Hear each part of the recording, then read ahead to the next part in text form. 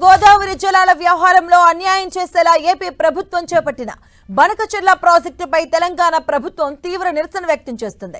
ఇప్పటికే పలుమార్లు లేఖలు రాసిన తెలంగాణ ప్రభుత్వం తాజాగా ఈ ప్రాజెక్టుపై పవర్ పాయింట్ ప్రెజెంటేషన్ ఇచ్చేందుకు సిద్ధమైంది. ఇవాళ సాయంత్రం 4 గంటలకు హైదరాబాద్ సచివాలయంలో మంత్రి Uttam Kumar Reddy power point presentation ఇవ్వనున్నారు. అటు ఇదే అంశంపై అఖిలపక్ష సమావేశానికి సీఎం రేవంత్ రెడ్డి పిలుపునిచ్చారు. ఈ ప్రాజెక్టును అడ్డుకునేలా కేంద్రంపై ఒత్తిడి తేవాలనే అంశంపై చర్చించనున్నారు. మీటింగ్ కు అన్ని పార్టీల ఎంపీలు హాజరు కానున్నారు. ఇప్పటికే బనకచెర్లను అడ్డుకుంటామని తెలంగాణ ప్రభుత్వం ప్రకటించింది.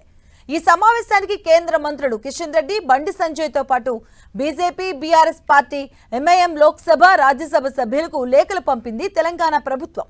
ఏపీ ప్రతిపాదించిన గోదావరి బనకచెర్ల ప్రాజెక్టుపై ప్రదర్శన చర్చ తెలంగాణలోని అన్ని పార్టీల పార్లమెంటు సభ్యుల నుంచి సూచనలు ఆహ్వానిస్తామని ఉత్తమ్ కుమార్ తెలిపారు.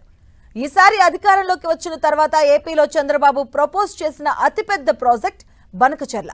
గోదావరి నీటిని సీమకు తరలించే ఈ ప్రాజెక్టుపై ఏపీ చాలా శ్రద్ధ పెడుతుంది.